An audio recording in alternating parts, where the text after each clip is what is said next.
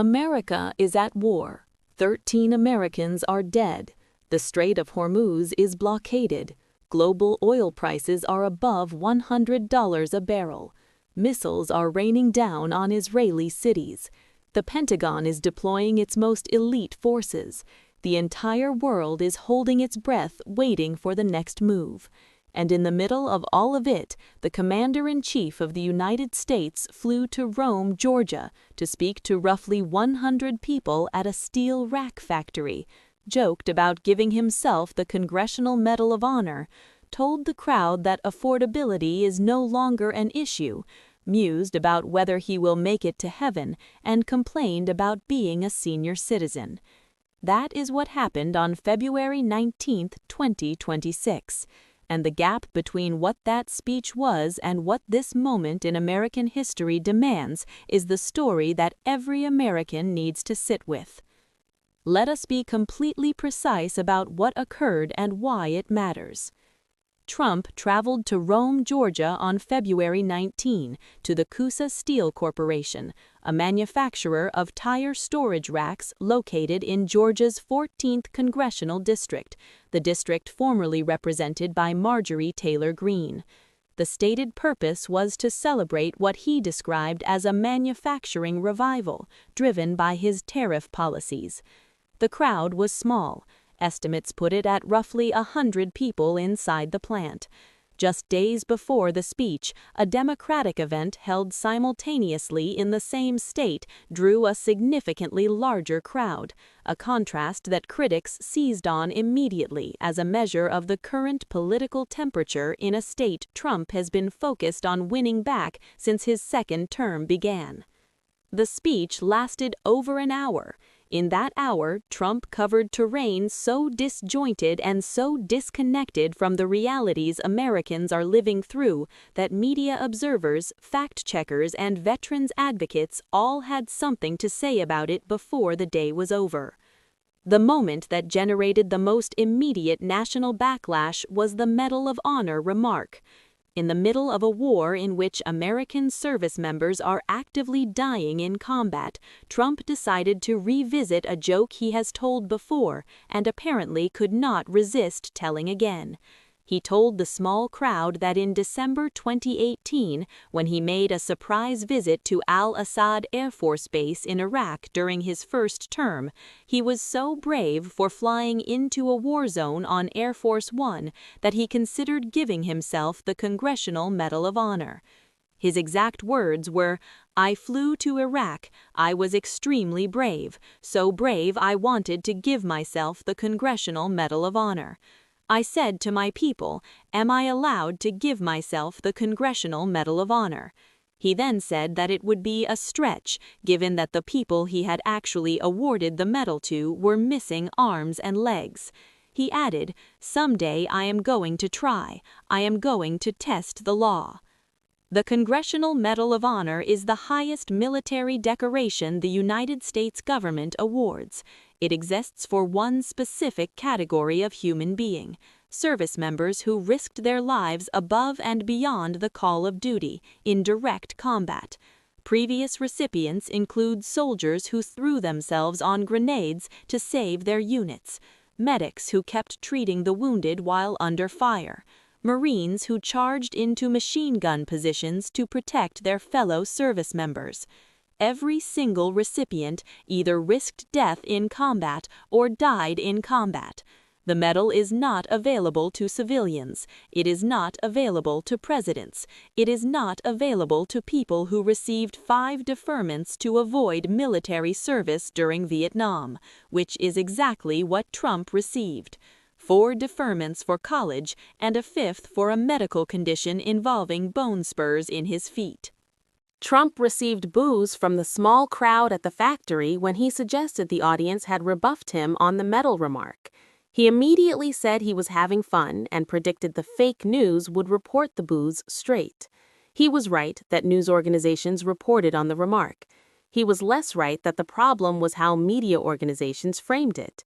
The problem was that a president conducting an active war in which American soldiers are dying in combat made a speech comparing himself, favorably to men and women who lost limbs in actual combat, and used that comparison as the setup for a self-congratulatory joke about an honor he does not qualify for and could not legally award himself under any circumstances.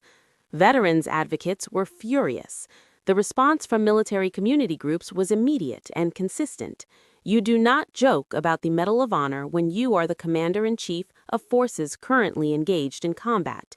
You do not compare a presidential visit to a military base protected by the Secret Service, traveling on the most secure aircraft in the world, to the acts of valor that the medal exists to recognize. It was not lost on anyone paying attention that Trump repeated this same remark 6 days later during his State of the Union address, telling the audience before a 100-year-old Medal of Honor recipient that he had always wanted the Congressional Medal of Honor, but had been informed he could not give it to himself. He told the centenarian veteran, "If they ever open up that law, I will be there with you someday." But the Medal of Honor remark was only one part of a speech that fact-checkers found deeply problematic from start to finish. Trump told the crowd that affordability was no longer an issue. His exact quote was, "Do you notice what word you have not heard over the last 2 weeks? Affordability. Because I have won. I won affordability. Nobody needs to talk about it anymore." That claim was made during a war that has pushed global oil prices above $100 a barrel, that has driven gasoline prices up an average of $1 per gallon nationally since February 28th, that has triggered the OECD to forecast U.S. inflation surging to 4.2% in 2026, the highest rate in the entire G7, and that is inflating import costs across every sector of the American economy, while tariff-related price increases continue to work their way through grocery stores and retail chains. A White House internal meeting hosted by Chief of Staff Susie Wiles, reported in the same week as the speech, explicitly acknowledged that affordability would remain a major issue for voters, especially if they did not feel the economic gains Trump talks about in speeches like this one. Trump claimed he had lowered prescription drug prices by up to 900%. Fact-checkers found that claim used mathematically incorrect percentage calculations. Drug prices have not fallen by 900% under any standard measure. Trump described his executive order on institutional investors and single-family homes as having ended the problem, saying he had banned large institutions from buying houses. The actual executive order, signed January 20, directed federal agencies to begin a process of defining the terms and issuing guidance, with the Treasury Secretary's definitions not even finalized on the day Trump gave the speech. No ban was in place. The order directed agencies to work toward potential legislation. Trump told the Georgia crowd he had already solved a problem he had not yet legally addressed. He mused during the speech about whether he would make it to heaven. He complained about the indignities of being a senior citizen. He praised Commerce Secretary Howard Lutnick, whose name had appeared weeks earlier in connection with the Epstein files controversy. He attacked Canada for years of trade practices. He told the audience about his Supreme Court fight over tariffs.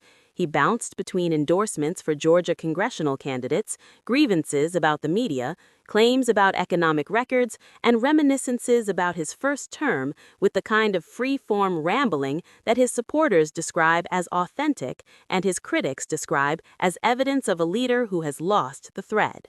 Here is why all of this matters, beyond the immediate embarrassment of the Medal of Honor joke. America is currently fighting its largest military engagement since Iraq. The Pentagon is deploying the 82nd Airborne. Elite Special Operations Forces have received deployment orders. A 10-day deadline toward possible strikes on Iranian power plants expires on April 6th. 13 Americans are dead. The Strait of Hormuz is blockaded. The global economy is in crisis. 15 million barrels of oil are failing to reach the world market every single day. European allies are calling this a catastrophe and saying there is no exit strategy. University of Chicago professor Robert Pape is warning publicly that this war is Vietnam on steroids and that there is a 75% chance America is approaching a ground war with a nation of 90 million people. And on February 19th, at a critical moment in the unfolding of this conflict, the President of the United States stood in a steel rack factory before a crowd of roughly 100 people and spent an hour doing none of the things a wartime commander-in-chief would be expected to do. He did not lay out the strategic objectives. He did not explain what victory looks like. He did not speak to the families of the 13 Americans killed. He did not address the economic pain American families are feeling at the gas pump. He told them he won affordability. He told them he deserved the Congressional Medal of Honor. He told them he is not sure he is going to heaven. The contrast between the weight of the moment and the content of that speech is the story, not because 1 hour of remarks at a factory defines a presidency, but because the pattern of those remarks, the false claims, the self-aggrandizement, the detachment from the consequences of decisions being made in real time with American lives and global stability on the line, is the pattern that has persisted through every week of this war. Press secretaries issue statements demanding Iranian surrender. Truth Social posts announce negotiations that Iran denies are happening. Deadlines are extended twice in 1 week. The Pentagon deploys elite forces, and the commander-in-chief stands before a tiny crowd in northwest Georgia and asks if anyone thinks he deserves a medal. The American people deserve better answers than the ones they got in Rome, Georgia on February 19th. They deserve a president who can explain why 13 Americans died, what their deaths accomplished, what the plan is for the next 10 days and beyond, and what winning this war actually looks like. Those are the questions that a tiny crowd at a steel rack factory did not ask and did not receive answers to. They are the questions that every American still waiting at a gas pump for some relief needs answered right now.